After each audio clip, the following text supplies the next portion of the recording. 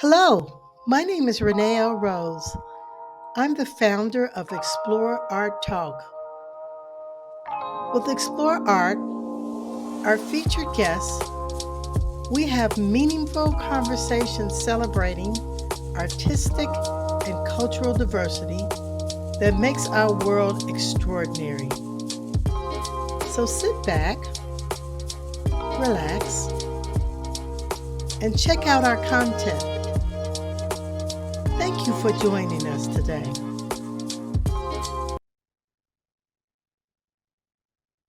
Hello, Robin.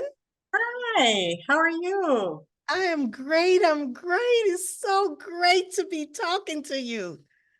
I know.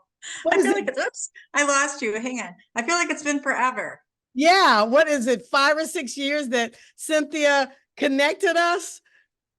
Yes, and the last time I remember, Renee, was meeting you at the Bridgeport at Joe Brothers. Exactly. Yes, you had your gallery, and I came in and spoke with you, and yeah, I finally had a show there. Finally. No, I saw that. How did you like it? It was good. It was Sergio Gomez's his last Yes, show. So yes, before he left, or I think yes. he's left. Yeah. Yeah, But he I was was. really happy to be included. I was very happy Yeah, to be included. yes. So what's been going on with you, with your art? Oh, well, I need to get this to full screen. Hang on. There we go. Okay, much better. Much better. Okay, great. Actually a lot. Like last year I decided to kind of make 2023 my year of art. And I decided to put a lot of resources and time and effort towards my art and see what I could do. Because as you know, I've had my consulting company, for Yeah. 20 some years, and sometimes it has gotten in the way of me being able to devote more time to my art. But last year I decided, I'm getting old. Like if I don't do it, it's not gonna No, Robin, we are maturing. We're just honing in our skills. happen. They're pretty eclectic skills at this point. That's what I look at my resume. It's like, wow, like Same here, same here. But your so I art, did. So last year I decided to really do that. So one of the things I did, I started out the year last year, and I've always had for 8 years, 8 or 9 years, I've had a studio at the Fine Arts Building. Are you familiar? You're familiar with the building. yes, yes, yes. Okay, so last year I decided I was going to hire interns from the School of the Art Institute. I was going to find someone to help me curate some shows because I just thought, you know what, like I need a place to show art. And I know there's a lot of other artists like me that are emerging artists that also need space to show art. So it wasn't a big gallery, but I decided to go for it. And I advertised in, Chicago Gallery News and the Visualist and the New City. And, I went for it. And David Gista, who's an artist who splits his time between France and the United States. He's an instructor at the Evanston School of Art as well. He kind of took on the curatorial duties and started bringing in different artists. And so that's how it started last year. And I had one show. The rest of the time, I had other artists who we hosted. And it was a really good step in the right direction. And as a result, by the end of 2023, I was in a group show at Zola Lieberman, Mm-hmm. which is a very prestigious gallery, and it was just kind of serendipity how it all happened and how I ended up getting in the show. But I got into their Under the Sun show. It was their only group show that year, and my piece sold. Oh, And so I was allowed to bring a second piece in. And since then, I have been invited. I'm in a show that opens. Actually, it's just I'm going there on the 31st. The show just went up. It's a museum show that Zola Lieberman is curating at Indiana University Northwest. And nice. the list of artists that are in the show are amazing, and I'm just so grateful to be amongst those artists and that talent. And I've landed a solo show at C&A Architects. I'm going to have about 15 pieces in Mm. that show in July. And I've just been invited back to Zola Lieberman for a show in July as well this year. And right now I'm in the members show at the Arts Club of Chicago and Ontario. I Oh have yeah, that's nice place. a really nice piece there. So it kind of kicked off as well because I was invited by the Art Institute Project Windows to do some pieces for a location to promote their Van Gogh exhibit last year. Wow. So Is that? in 2020, I was invited to participate, or was it 2021, I guess, when they had the Monet exhibition. And I was assigned Marshall Pierce Jewelry, their store, which is at 930 North Michigan, the old Stanley Korshak building. Okay. So it's wonderful exposure. And they had a very specific project in mind. They wanted the Monet London Parliament series, but they wanted it done with the Chicago skyline. Oh And wow. as an abstract artist, Okay. I was like, what? Oh yeah, wow. You're gonna make me like draw something? Like what? So Oh my God. so it was really like so that was the year that we had some issues on Michigan Avenue. We had some unrest. Their window was broken. Oh, I was told, forget about it, that we've got a 3-story window. We're never going to get it in time to be part of the exhibition. So then all of a sudden, of course, 2 weeks before they called and said, the window's in, hurry up. So it's a huge piece. It's like I have it already. I'm staring at it. It's about 88 inches across and oh like yeah, that's a large 45 piece. inches tall. And Yes. anyway, we won the most artistic that year from the Art Institute. Oh We wow. won an award. Congrats. So yeah, so it turned I'm out really surprised nice. they didn't purchase it. Well, they asked if I would donate it and they wanted to do a charity event and auction it off. And I would have been totally down with that. But their window, if you drive by Michigan Avenue and just take a peek, you'll see it. It's really tight to get anything behind like these pedestals that are permanently there, which is for their Mhm. jewelry. Mhm. So I had measured it and I had a professional window dresser come and measure it with me, and I had custom canvases made. The only way to get the canvases in there that large was to split them into quadrants.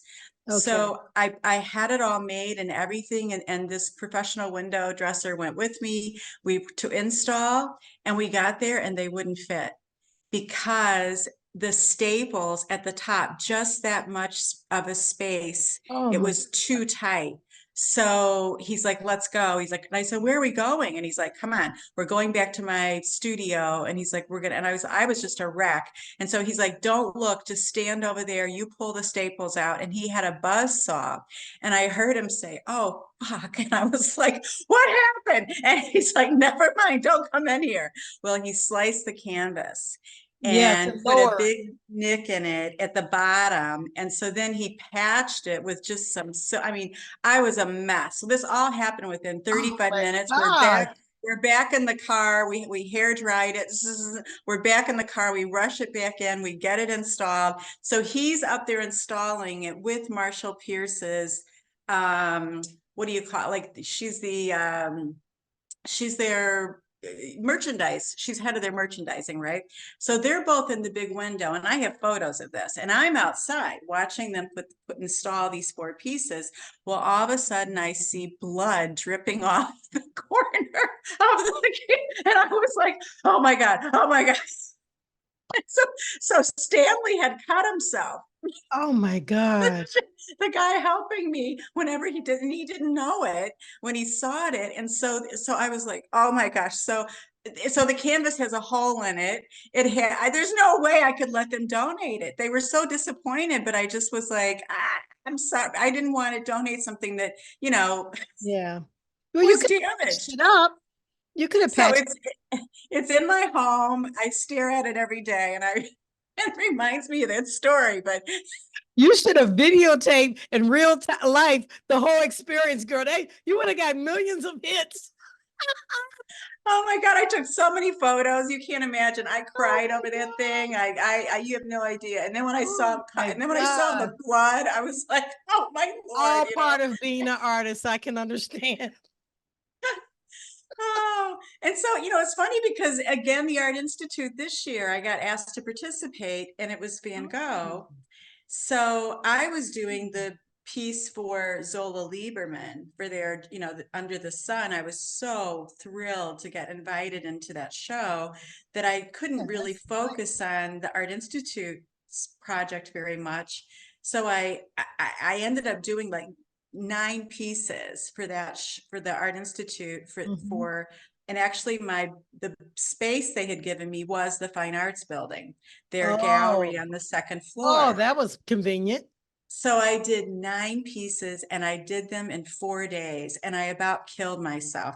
I Oh couldn't, by God. the end of it, I You couldn't just pick up like my phone. these site schedules, don't you? They just run towards you, Robin. I could not even pick up my phone. I thought, oh my God, I need my hands. I can't type. I can't do anything because I'm a really active painter. Like I get in there and, I'm all over it. I'm on the floor. I'm rolling around, I so, I was just a mess. Well, so I was all focused on the Zola Lieberman thing. I got the Art Institute ones done. I got 9 of them done, all different sizes, all different colors, all with Van Gogh. So I put Van Gogh in the paintings. I actually did this. Well, do we have time for this? Oh, So go. We have plenty of time. Go okay, for it. okay, okay. Love it. So what I did was I did some research on Van Gogh, and I found out that I mean, the poor guy, like what a loser, right? Like everything he touched, he was just a terrible loser. He was like everything the guy touched, was ended up being a failure. I mean, it was terrible. So He would have I didn't. never known he'd be this famous. Oh Well, my God. that's what Yes. fascinated me, Renee. So Yes. I did some, I really dug in and did all this reading and did my homework, and I found out that, he only painted for 10 years, which I didn't Yes. know. I had no Yes. idea. Yes. So he originally, was a minister. He failed at that. And then he wanted to be an art dealer like his brother Theo. And He so failed at that. so he went to Paris to do that. And of course, he saw somebody on the street selling Japanese woodblock prints, and he had never seen them before. They were like, it was a new art form. He had never seen Japanese woodblock prints.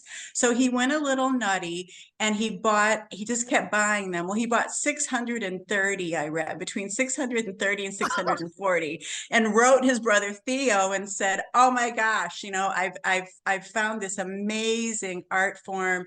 We are going to make so much money, blah blah blah." Well, no one bought one. Everybody in Paris turned their nose up and said, "Those are horrible." They were colorful, they had wide strokes, they were like not in fashion at all. They were like so out of fashion for that time period. So he ended up papering his whole studio with those Japanese woodblock prints. He used them like wallpaper almost. He loved them.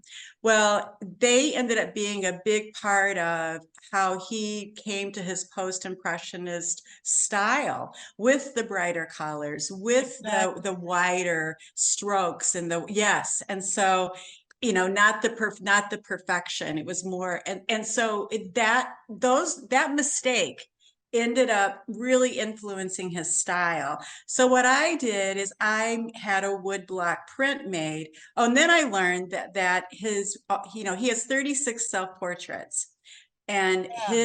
his idol was Rembrandt, who also did a lot of self-portraits. Well, Van Gogh did it, I found out, because he had spent all of his money on these Japanese woodblock prints and other things. Like nothing worked out for the poor guy. So he couldn't afford a model. All of his friends were painting models and he couldn't afford one. So he decided to paint himself.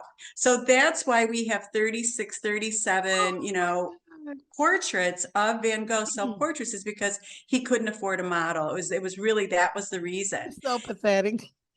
I know. So I decided then I would have a wood block print made of one of his self-portraits and incorporate it into those 9 pieces. So, because to me that really told the story. And then I've had this fascination myself with circles for as long as I can remember. And I've been working them into my artwork like over the last 20 some years, like they just Okay. appear in there. And it's really, to me, the idea about perfection and imperfection, because, the circle's the only perfect form in nature. Yeah. And so it's kind of interesting. As somebody who, I was the firstborn girl in the family, and, you're always expected to, like, be perfect and don't mess up. And, I mean, you know what I mean? And so I've always carried that heavy load of perfection on my back. And Mhm. it's really like excuse me, it's really, it really cripples you in some ways Yeah. because there's no such thing. Yeah. It does. Exactly. And plus, women anyway, we're always multitasking and trying to do so many things and acting like a superwoman. So yeah. Yes, and be perfect. So I've always worked those circles into my work because I feel like it's this, this it's recognizing that we have this fascination in our culture, and and how it does affect us, right? Like nature has a perfect object, the circle, but for people it's like it's impossible to be perfect, right? So I've always kind of worked that in. So the Van Goghs that I did for the Art Institute, they were all covered in circles, and so the Oh, whole thing is just, and each one of those are made from a found object in my life, whether it's a spaghetti jar, it's a hairspray cap, it's a clean, whatever it is, man. I collect those objects and I use them in my work to create all different sizes and shapes of circles. So that was kind of that what I did for Van Gogh. So I went ahead and I did the Lieberman painting, which was a beautiful abstract. Like I said, it sold. It had really no narrative in it. It was just purely abstract. yeah. So William Lieberman of Zola Lieberman of the gallery, he's been really great about, he mentors all of his artists. He Oh, spends okay. time with us, like he introduces us to each other, his different artists, and he's really in it to help the artist. And so he pulled me aside and he said, you know, it's really hard to stand out as a purely abstract artist. Mm, And he said, I think you should consider, building some narrative into your work in some capacity. And so I was like, okay, and so he said, I want you to be in the museum show coming up at Indiana University. And he said, you have the membership show at the Arts Club of Chicago. They're both happening in January 2024. And this was like in August. He said, why don't you start thinking about, how you can build narrative in? And so the more I thought about it, the more I decided I really wanted to tell Van Gogh's story more, because I just think that it's so inspiring that I mean, I can't imagine like painting for 10 years and only selling one painting. have you ever been to the Van Gogh Museum in Amsterdam? And I have. I've been to Amsterdam and I wasn't able to go when I was there. So I Oh, have to go this year yeah, you for have to go. sure. You have Yeah, to. I have to go. So I'm just so fascinated with his spirit of creativity and he just never stopped, even though he sucked. You know what I mean? Like everybody told him he sucked. Like your Japanese prints suck. Like you're horrible at the, like that. Like And what a bad who would idea. know? Again, who would know the price of his paintings now and how he is now? All those people would faint for talking about him. I mean, God, if there's some kind of way we could transmit to him, oh God, it's amazing. So that I mean, I will tell you, I felt him many times when I was doing those paintings. Oh, I wow. felt it. Yeah, I did. I felt him. And I just think that it was so amazing how he just kept going, failure after failure. And the man kept going. And he even like in the end, he got so fascinated with color and he created these, new ways of, Oh, he putting did. colors together. And like, I mean, he just never quit, even though Yeah. he never had any success. Everyone told him he was horrible. Everybody told him he had no talent. And Theo believed in him, but He was Theo beyond tried. his time. He was Eh, definitely beyond his time. He was painting what we would accept in the future, and they just didn't know. Exactly. But the fact that he believed in it, Yeah, because he so did. many of us, whenever you're told over and over and over and over You that you're no stop. good, Yeah. Yeah. that you give up, Yeah. especially in a creative in a field of creativity where it's so subjective.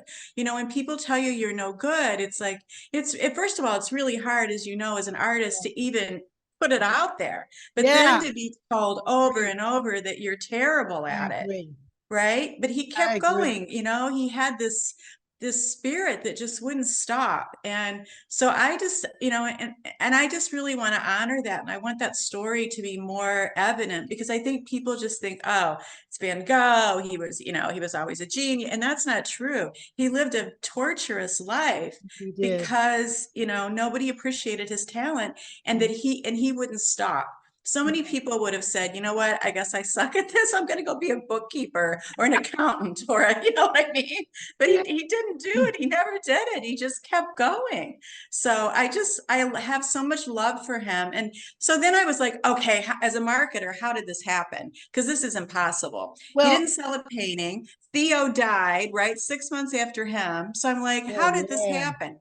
Well, you may know this. I didn't know this, but Theo left behind a young 25-year-old wife with a baby No, I when he didn't. and she didn't have anything except some records say 400 of Vincent's paintings and some other records say 200 and something.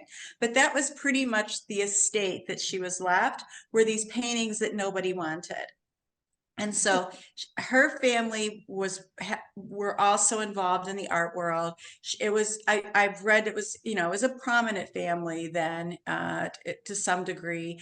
And so she was able to get in there in her 20s and convince people that Vincent's art was something that was valuable and new and exciting. And it was this young woman who did it. She did Wow. it. So there's a couple Wow. books out now about her, and I've heard that somebody picked up an option for a movie on one of the books. Oh, what? Uh, See, I've never heard that part.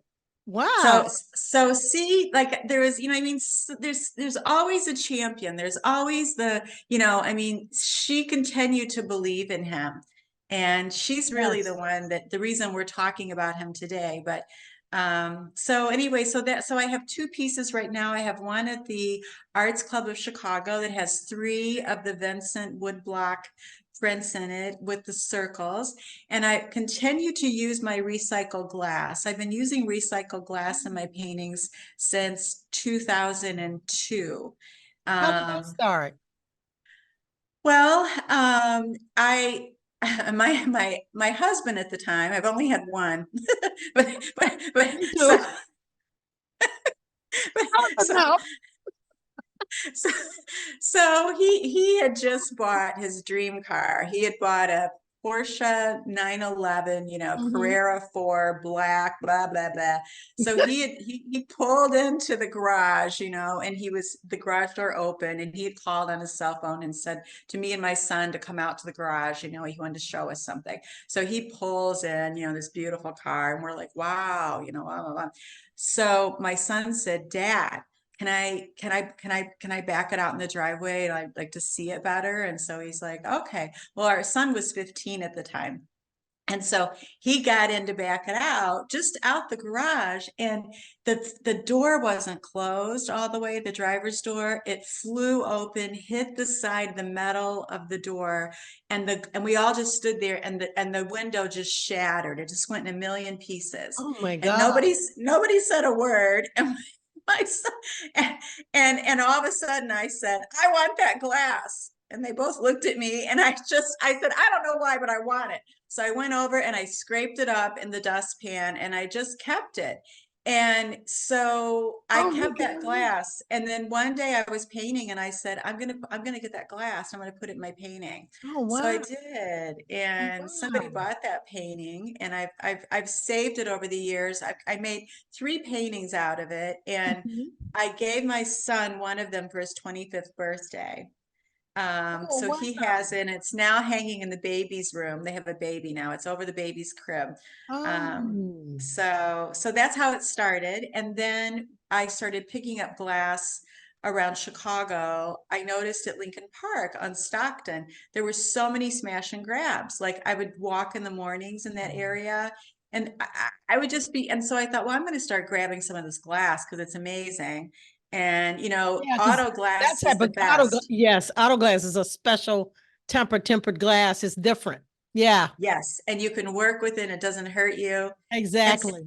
so then I had a friend, Tommy, who he had a body shop, and so he started saving it for me in buckets. Oh. And so then I See, pick this it is out your and wash. backstory.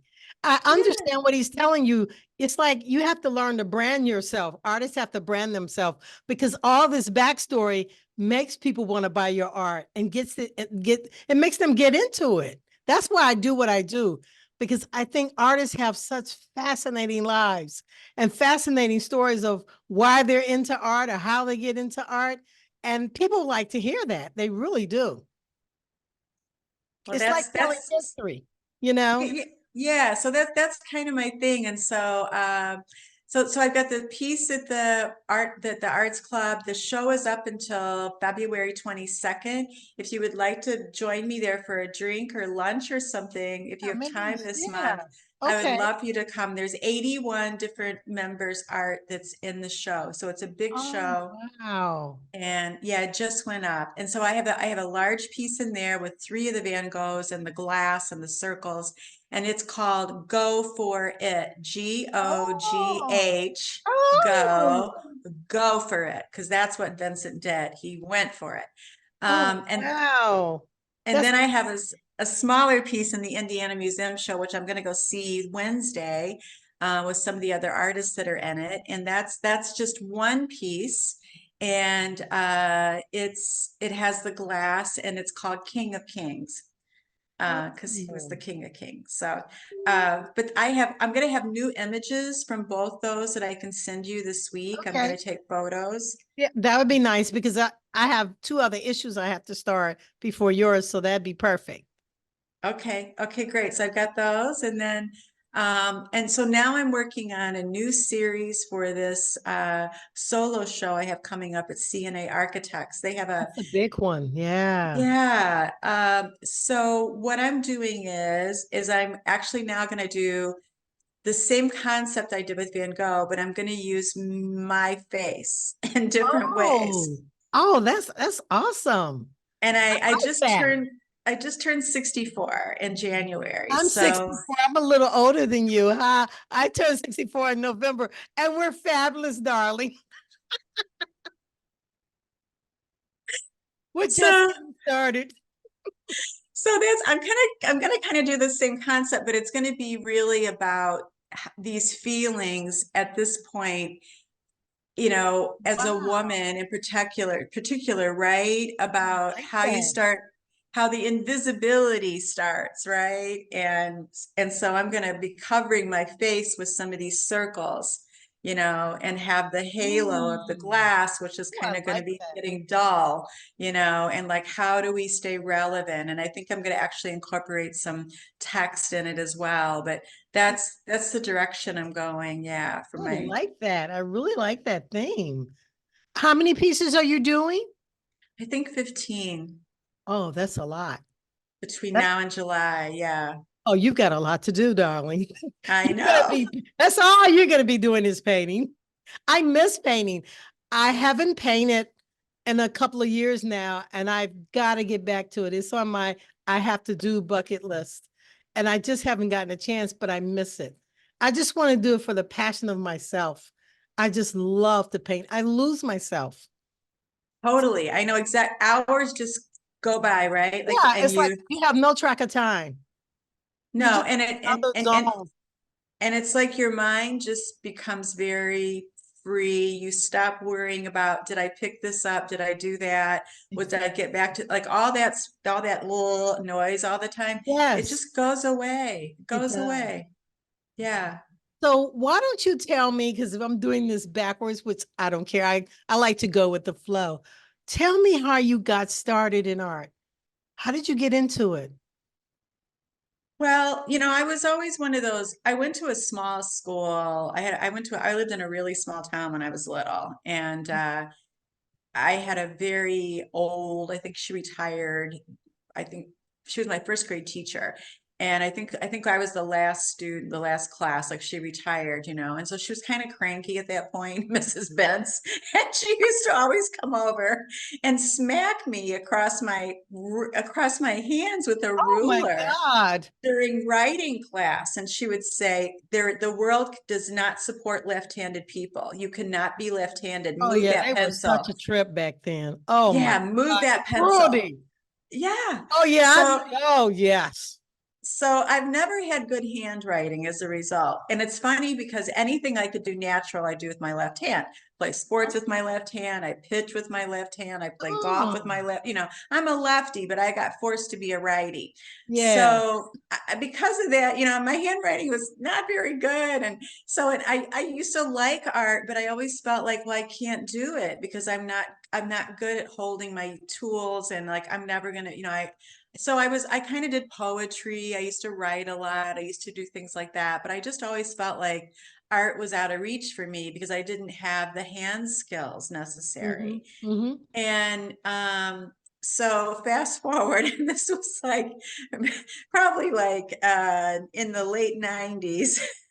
Yeah. And I had at one point in my life lived in Dallas for just a little while, only a couple of Okay. years. It was too hot Okay. for me. I couldn't take it. I had to come back.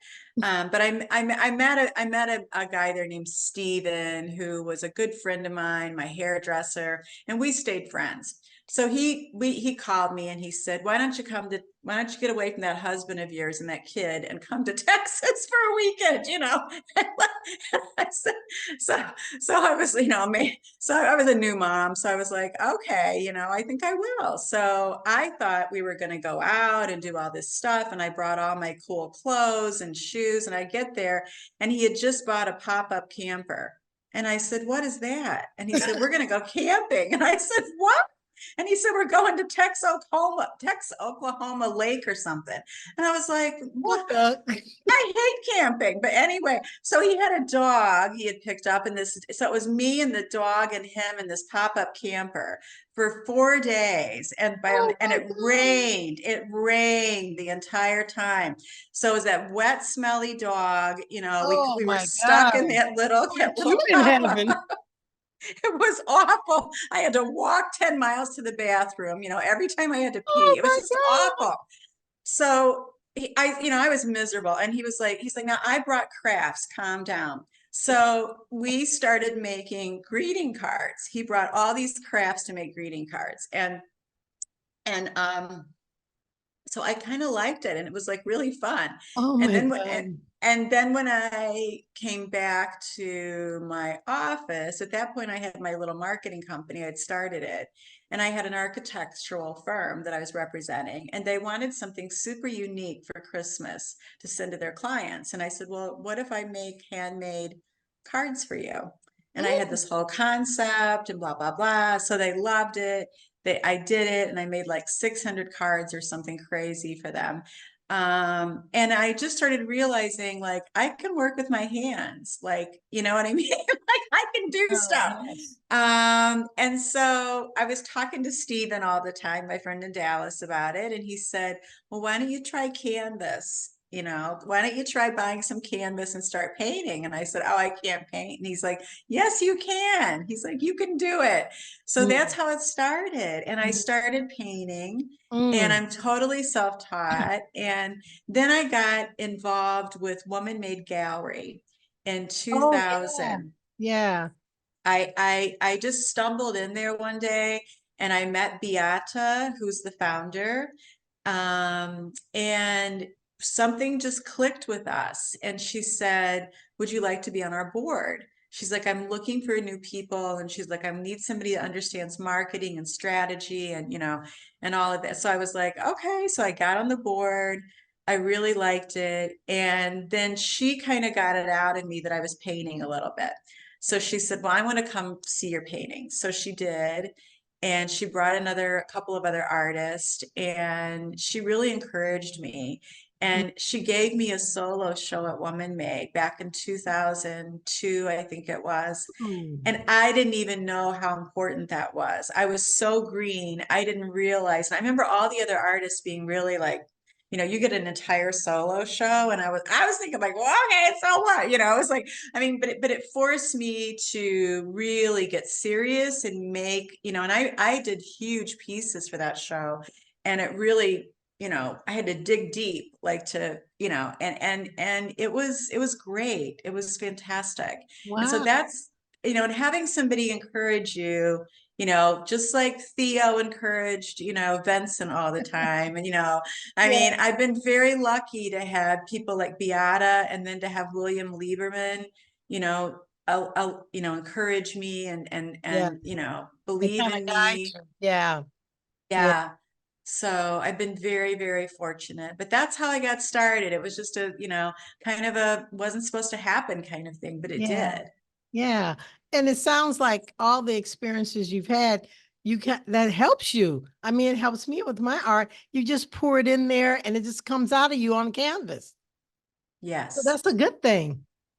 And I've never been afraid to like use new materials and do things. And I mean, this year when I hired David Gista, who's like he's a lifelong artist, professionally trained in Paris, from Paris. Well, Mm. it's all he's ever done his whole life, and he teaches in Evanston. So he was watching me at the Fine Arts Gallery do some work, and he was like, "You can't do that," and I was like, "What?"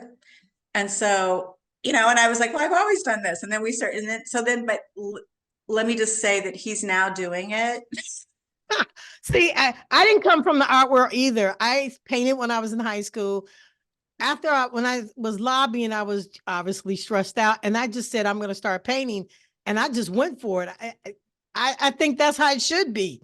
I'm not into those don't do this, don't do that, and I just did it on my own. And one That's how thing I, led to that's how another. I, yeah, that's how I feel. I feel like that professionally Exactly. trained artists, they have so many limitations already because Exactly. yeah, and it's funny because I mean I'm looking at his work now, and he definitely picked up some of my texture and the way Does I he tell did you things. that? I mean, I can see it. It's really interesting, So, Yes. but yeah, and I think that that's always made me feel insecure that I am a self-taught artist. I've been very insecure about it, and so It's a lot of self-taught artists out here. Trust me, all over the world. I mean, I'm talking millions. So you shouldn't feel that way. I think you're courageous. I think anybody who's an artist anyway is courageous to take what's inside of you and put it out there to the world. It's like being naked to the world, and to do it without training. You're courageous, girl. And you're just like an explorer. You should keep going. I mean, I love it. I thank just you. love it. Thank you. I'm feeling, like William Lieberman's given me a lot of confidence, I will say. Like Good.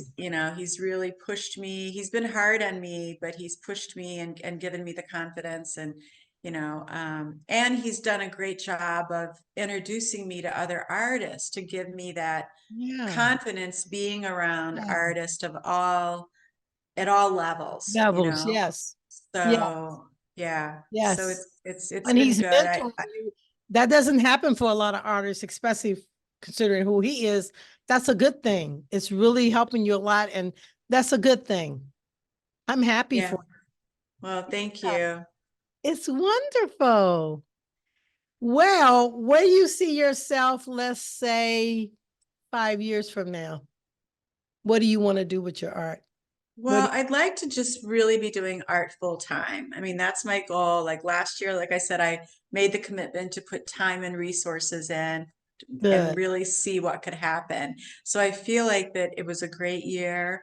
I never could have dreamed the things that happened that did, but and so I feel like I'm on a good path, and that Mhm. I've noticed that every time I make a commitment to my art, the universe always comes back with it always rewards me. I mean, I must say, like, Oh, like it's a kind of amazing to me because it's like I'll get discouraged for a few months and then I'll go back to it. And as soon as I make a commitment to it, I immediately get something great happens, you yes. know? That means you're supposed to be doing what you're doing.